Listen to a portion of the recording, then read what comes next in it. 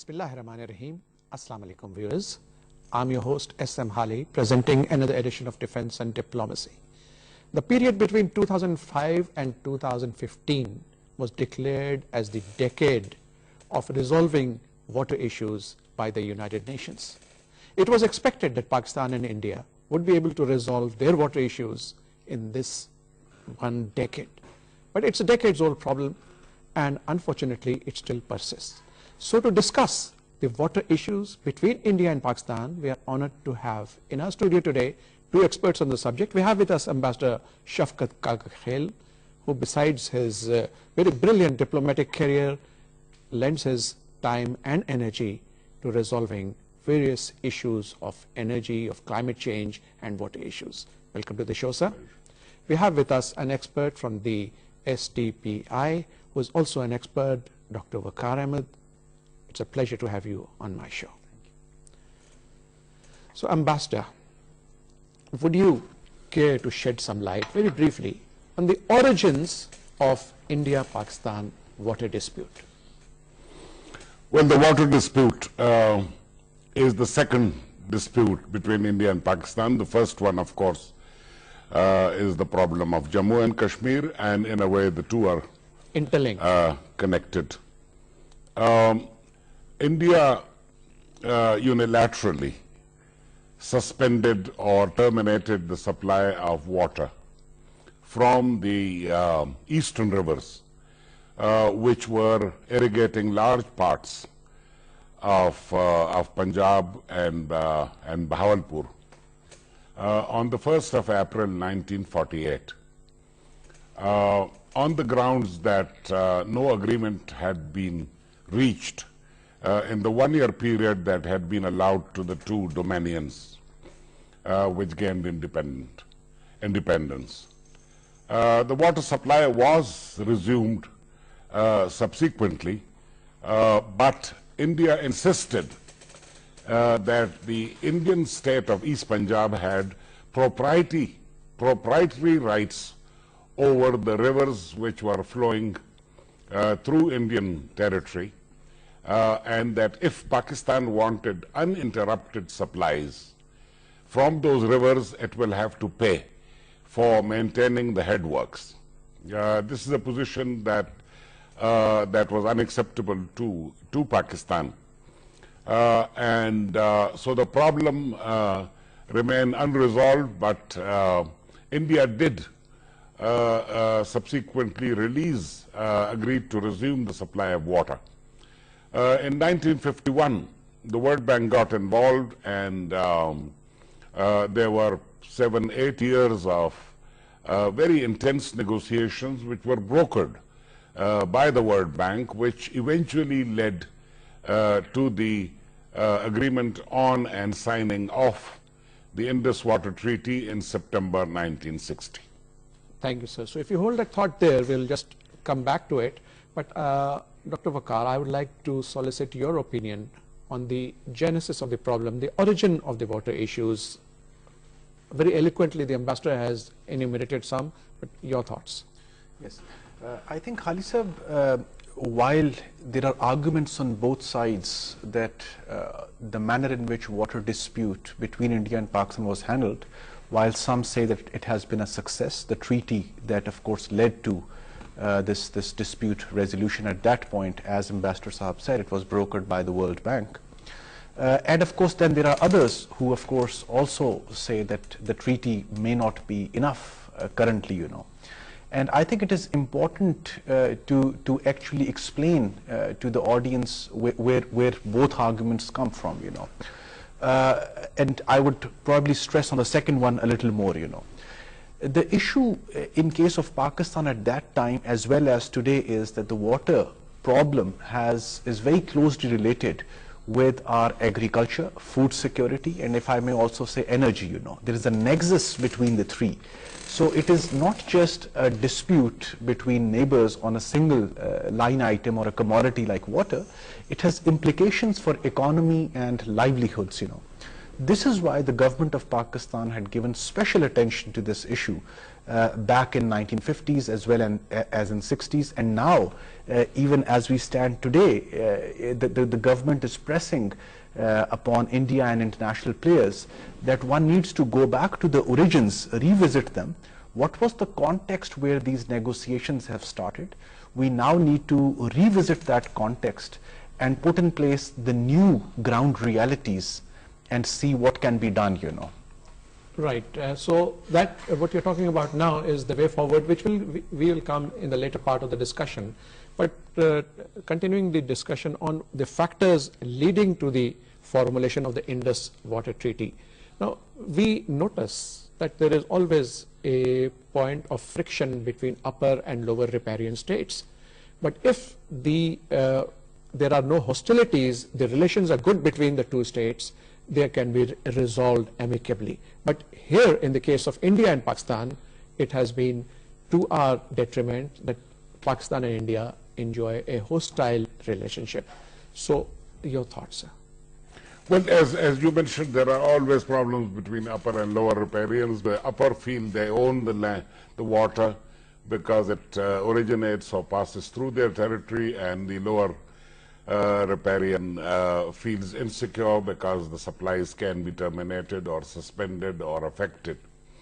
But in the case of India and Pakistan, we have the Indus Water Treaty, which was not an ideal agreement for either country. But it did resolve the issues of resumption of water. It carried out a surgery on the rivers because 3 eastern rivers were given to India and the western rivers were allowed to flow freely into Pakistan, but with some uses, highly restricted uses, which are mentioned in the detailed annexures of the agreement of the treaty. And we must remember that if you, at the time of the Indus Water Treaty, the total volume of water in all the 6 rivers was estimated at 199 million acre feet, out of which Pakistan was allotted 165 and India was allotted 33 million acre feet. That is almost 80. Pakistan got 83% of the total water that was available, the flows in the Indus basin. The agreement was accepted by Pakistan because it couldn't get better. It couldn't get its demand of the unrestricted flow of water as had happened historically. But one of the major reasons why Pakistan agreed to the division of the rivers, to the partitioning of the rivers, was that Pakistan got the support, $1.2 billion under the Indus Water Development Fund for building the 2 large reservoirs in Bangla and Tarbela, and 8 link canals, a number of barrages, and 3,200 tube wells, which helped Pakistan. It activated the economy, it energized the economy, it created a lot of employment and all that, and above all, that is the 2 largest reservoirs of water are the ones we got under the treaty. If you had uninterrupted flow of water, if India had agreed, you would hardly have any reservoirs, and the limited storage, which is good only for 30 days, would not have been available, let alone the 6,200 or more megawatts of electricity that is generated by Bangla and Tarbela. So in all, I think it was, as Ayub Khan mentioned at the time of the signing of the agreement, the best that we could get. And now the question is to ensure that some of the omissions in the treaty and some of the developments that happened subsequently, which were not anticipated when the treaty was negotiated, are also addressed in a cooperative manner. Right. I think the treaty The holding of the treaty, the signing of the treaty does not mean that the spirit of cooperation, which is mentioned in the preamble of the treaty, should be negated, and we should only look at the legal mechanisms available in the treaty. True, sir. And having reached the Indus Water Treaty of 1960, now Pakistan has serious reservations. So what are these reservations to the IWT? Yes, I think first of all, one needs to realize that a lot of demographic changes have taken place since the time this treaty had been actually signed. You have large populations on both sides putting demands on their own water resources, you know. And of course, when the population expands, you also have this supplementary phenomenon of urbanization, where the water use is not that optimized. And of course, the water at that point was not envisaged to be a commodity which would be so much in scarcity when it comes to urban localities, for example. The second issue that, for example, Pakistan has raised, that why we want to revisit the treaty, is that of climate change. We feel that the flows in the rivers have drastically changed due to the global warming phenomena, you know. And one of the examples that we give is that, for example, if you look at the Himalayan glacier, from where Pakistan gets most of its source for Indus basin, it is melting at a rate of 1 meter per year, actually. That is how much of scarcity we are approaching, you know. The third reason that we would like this treaty to be revisited is the manner in which groundwater is being used. There is excessive extraction of water, which at that point was not mentioned in the treaty or specified that how much can local localities, for example, extract, how much can industry extract from the ground. And because there was no regulation around water, there were no regulatory bodies around water which could determine the rules, there has been an abuse of groundwater extraction, you know. And I think these collectively form a case for revisiting the treaty as we go forward. So in your opinion, sir, what are the reservations of Pakistan? Of course, he's very elaborately talked about them. Pakistan's reservations on the IWT. The main problems between India and Pakistan, and which are mentioned in the public discourse, as well as in our official context, is about the effect of the hydropower, the hydroelectric projects that India has built, is building, and intends to build. We are talking about 35 major projects in Jammu and Kashmir. We are talking about 15 projects on Chenab alone. And what Pakistan worries is that this cascade of projects that India has built and intends to build gives India the ability to control the flows of water. And should India choose to deny Pakistan water, it can actually do so by using the capacity that it has acquired because of the reservoirs that are established. Although the projects are all run of the river, but you need a minimum of pondage in order to run the turbines. And I believe the reverse is also true.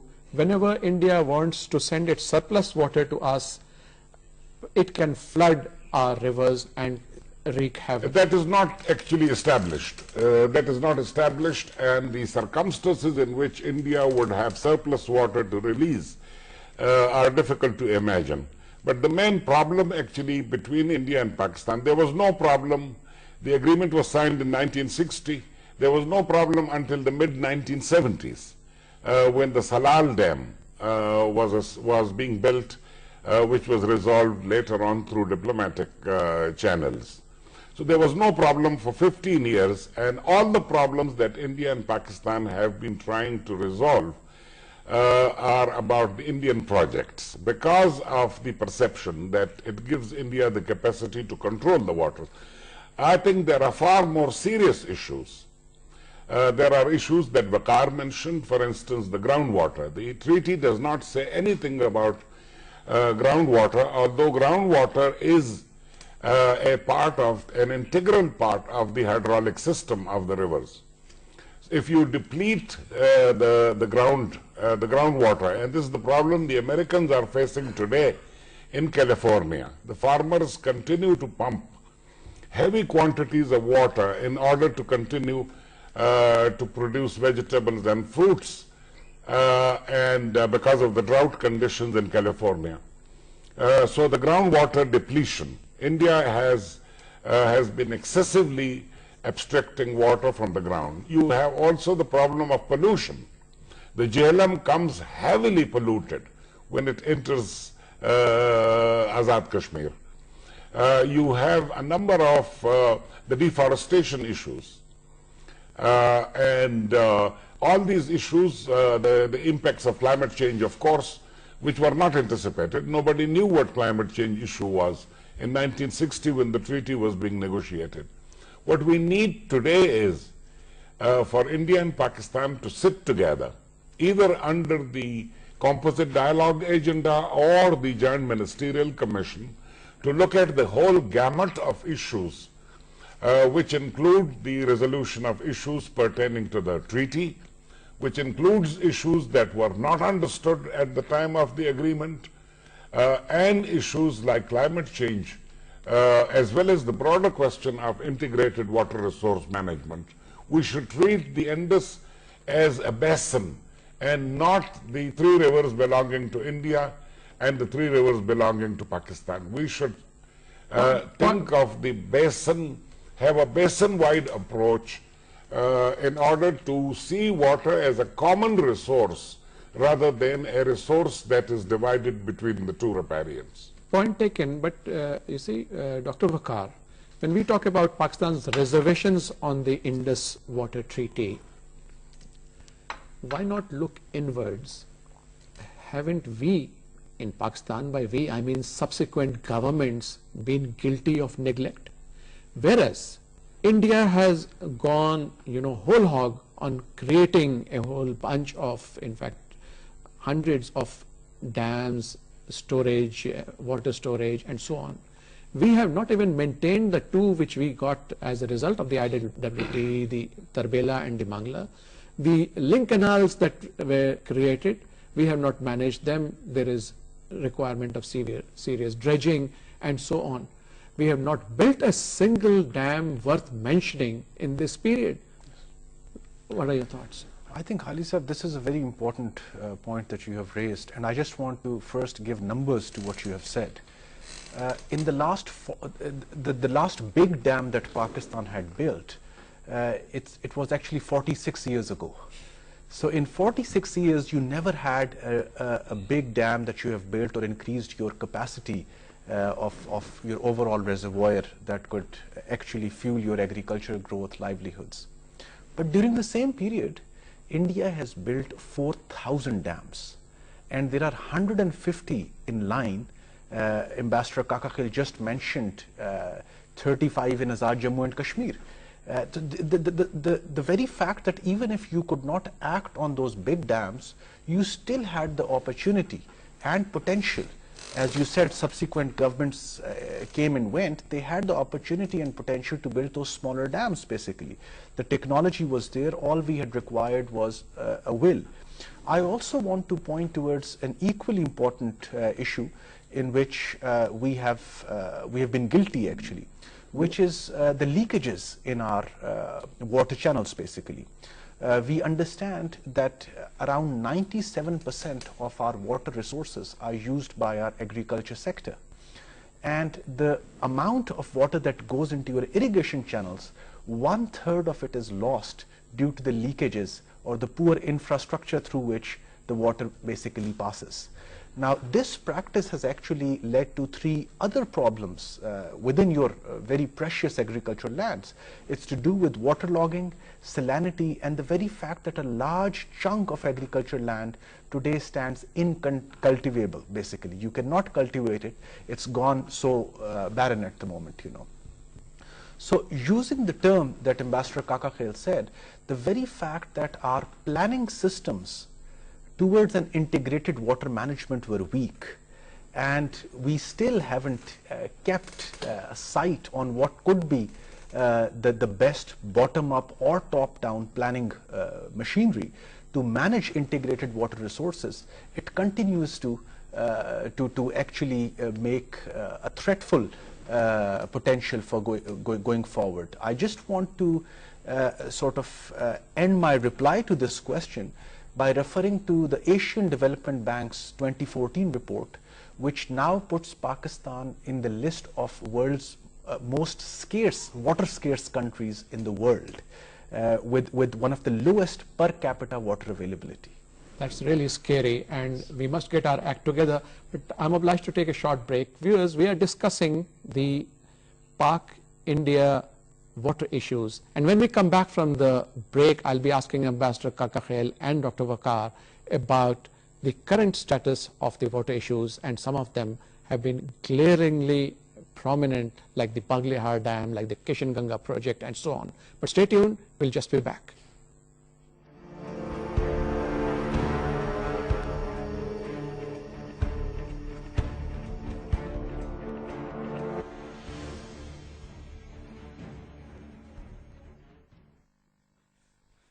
Welcome back, viewers. We are discussing the Pakistan-India water issues. And Ambassador Kakakhail, we have seen a lot in the news, and Pakistan has even gone for arbitration and so on the various issues. Some of them, the prominent ones, are the Baglihar Dam and the Kishan Ganga. So would you care to tell our viewers what are these issues? Well, I would like to tell your viewers that in a way we are lucky that the water issues between India and Pakistan are settled in a treaty which is guaranteed internationally. The World Bank is a party, and the treaty provides for an elaborate dispute avoidance and dispute settlement mechanism that is legally binding. So, so far all the issues that have been handled, the first major issue was Salal, that was handled bilaterally. The second issue was Baglihar, and for that we went to the neutral expert, and the Kishan Ganga we went to the Court of Arbitration. Both the verdicts of the neutral expert and the Court of Arbitration are legally binding. If you look at India's agreements, water agreements, India is an upper riparian for Pakistan and for Bangladesh. For Nepal, it is the lower riparian, but it has the capacity to cause damage to the upper riparian and has done so. None of those agreements have the kind of dispute settlement mechanism that we have in the Indus Water Treaty. As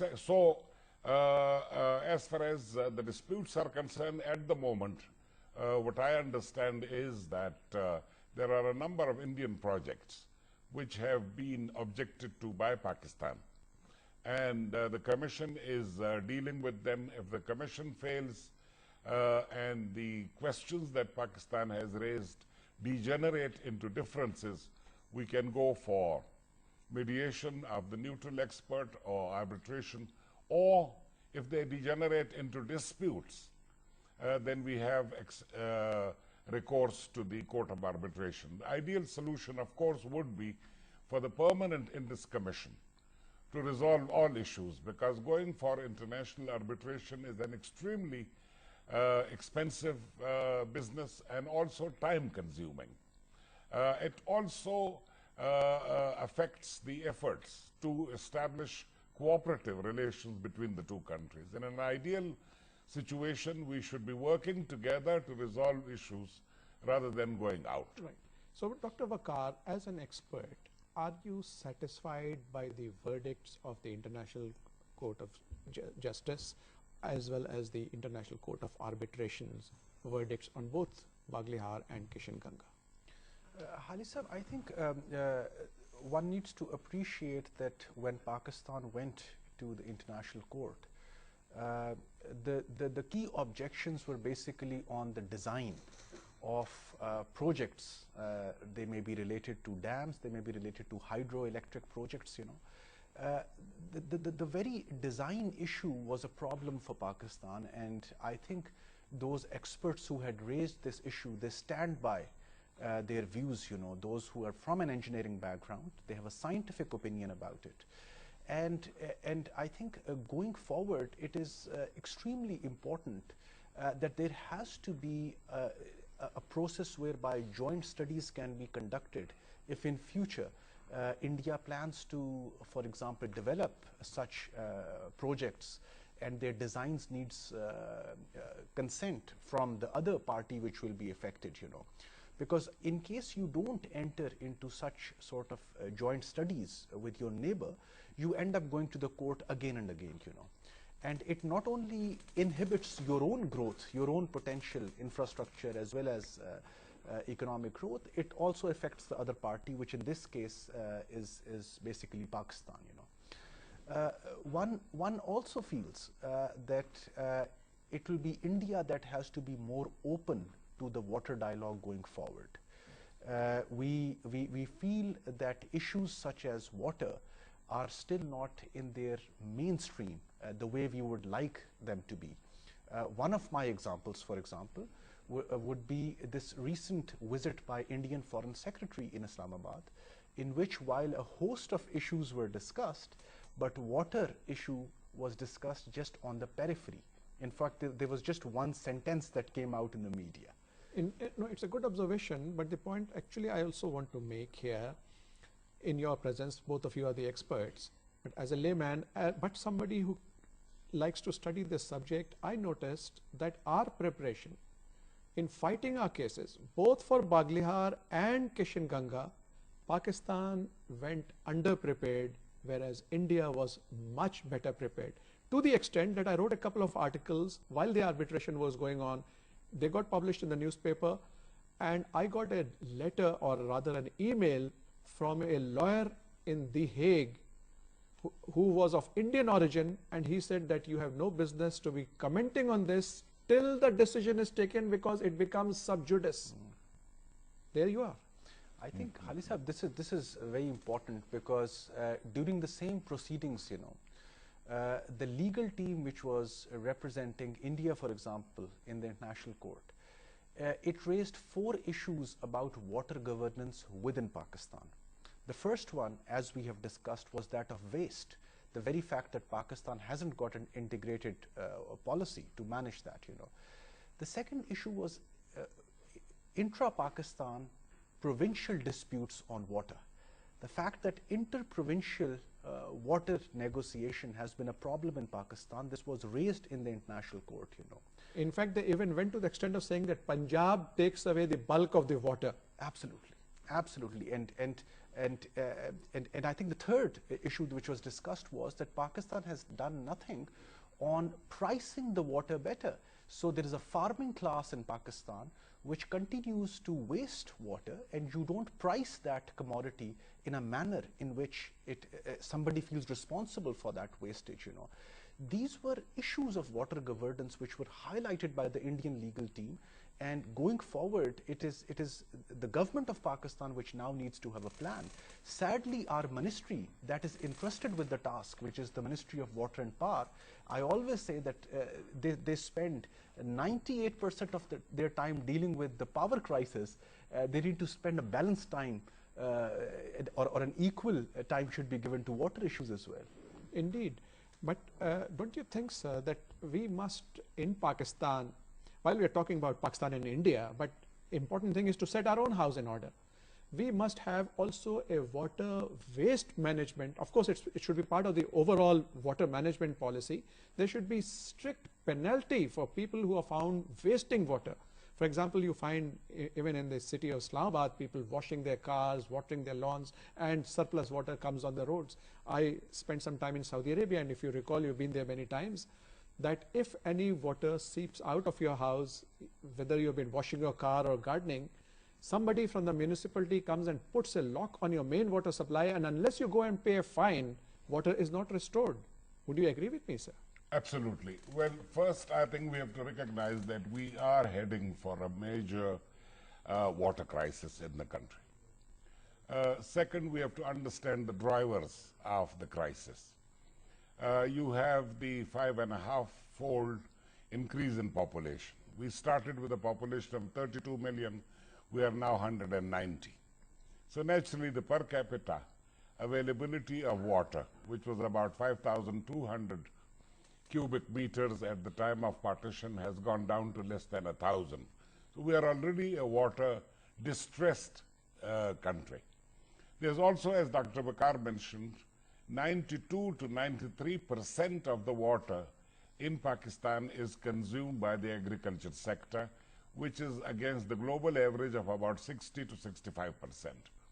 So we can ameliorate the water crisis partly or partially by introducing saving methods of irrigation like drip and other the less water intensive ways of cultivation. We may have to change the crops. Sugarcane is a water intensive crop, and we should seriously consider whether we should continue to cultivate sugarcane or save that water and buy sugar from outside. There is also the question of water governance, which is in very, very bad shape. The canals and channels are not being maintained. They are all heavily silted. If you look at between the headworks and the farm gate, about 30% of the water is wasted in seepage. Water pricing. The Abiana, which is charged to farmers and big landlords, doesn't even cover a third or a fifth of the salaries of the civil servants who are dealing with the water issues. So the answer to the crisis of water in Pakistan lies in addressing both the external and internal dimension. External is our relations with India and also Afghanistan, because the Kabul River comes from there, and the internal dimension for which the magic word is integrated water resource management, which covers the spectrum of issues that Bakar and I have been raising. Right, sir. So, besides addressing this spectrum of issues, what are the options for Pakistan-India water cooperation? I think the first and the foremost step is that both countries and their water sector experts need to be talking more, While we feel that there are forums on which trade experts of both countries are meeting, strategic experts are meeting, those technical experts who understand water basically, there are very few meetings on which they can meet, And once, as you yourself said, once the government-to-government meeting takes place, there is under preparation of one party because somehow the thoughts have not been accumulated. So the first proposal would be, as I said, to commission joint studies, in which both Indian and Pakistani scholars are involved. And this should start from the very fact that we need to have a joint understanding on how much of our glaciers are melting, how much are the water resources being wasted on both sides. There has to be joint studies on the designs of hydroelectric projects or even the small dams that you build. There have to be joint evaluations on that. The second issue is the quantum of desertification that is taking place on both sides, While there exists data, but that data needs to be validated. Yes, we have scarcity on our own side, where, for example, if you go to the website of Pakistan Bureau of Statistics, you hardly find a longer time series of water-related data, and that becomes an issue.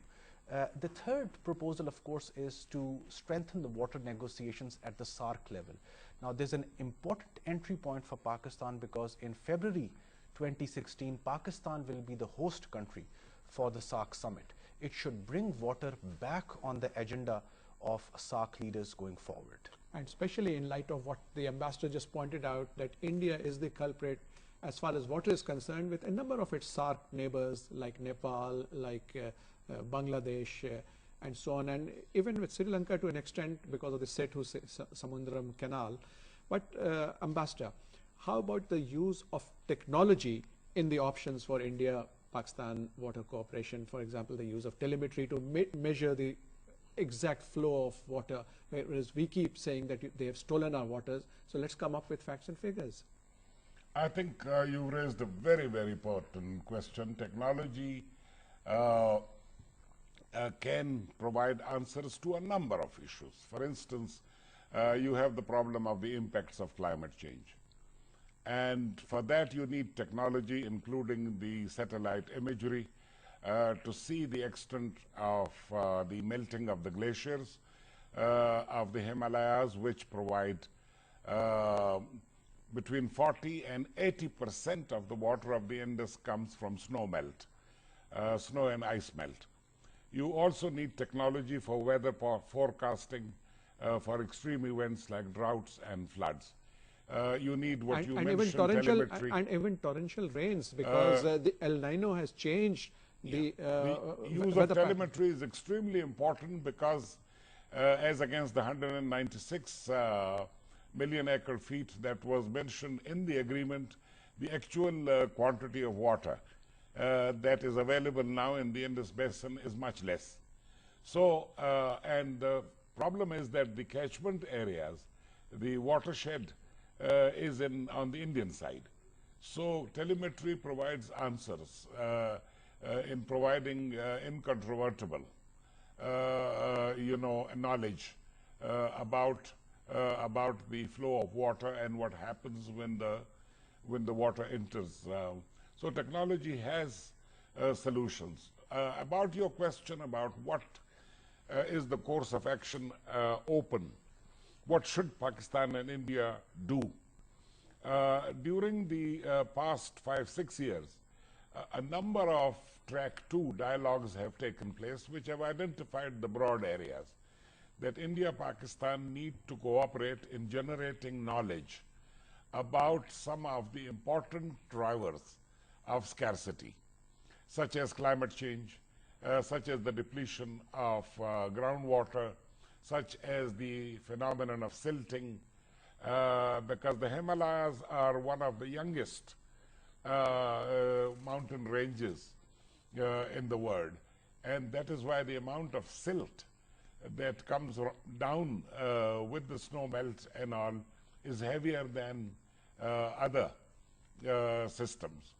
So we need to look at those, and there is the proposal that we should have a mechanism which brings India, Pakistan, the two countries, as well as the users and the stakeholders, civil society and technical people, and maybe experts from the international community, because there may be areas in which neither India nor Pakistan has the requisite competences.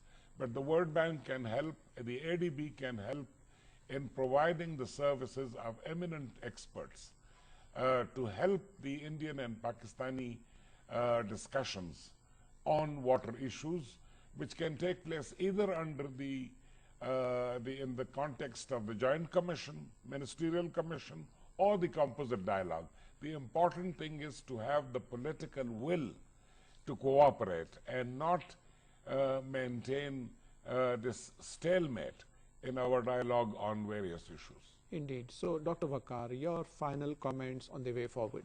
Yes, I think if you allow me the chance to add to the final set of proposals that Ambassador Kakakhel just made, technology in the end and going forward will continue to play a very important role. And instruments like telemetry, I think they are on the cards.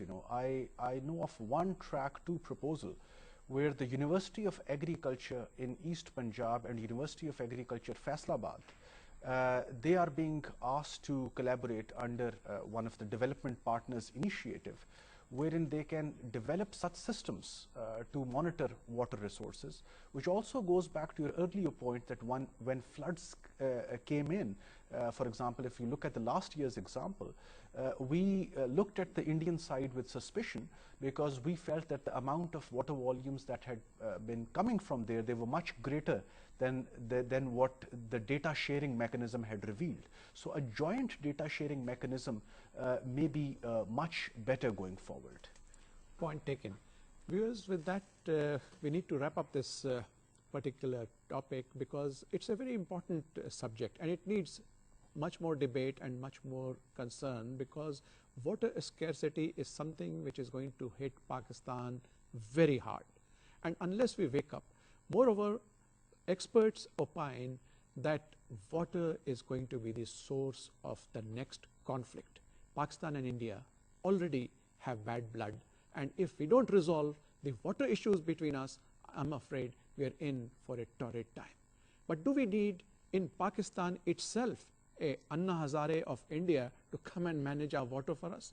No, I think it's time that we wake up and take the bull by its horns and try and resolve this problem ourselves and talk to our neighbors. And both our experts gave us very cogent recommendations of information sharing, information technology sharing, as well as data sharing, because this is a common problem which faces the people of both countries. I would like to thank you, Ambassador Shafkat Kakakhel. I'd like to thank you, Dr. Waqar Ahmed. Viewers, keep watching us. Hope to see you in the next program, inshallah. Allah Hafiz.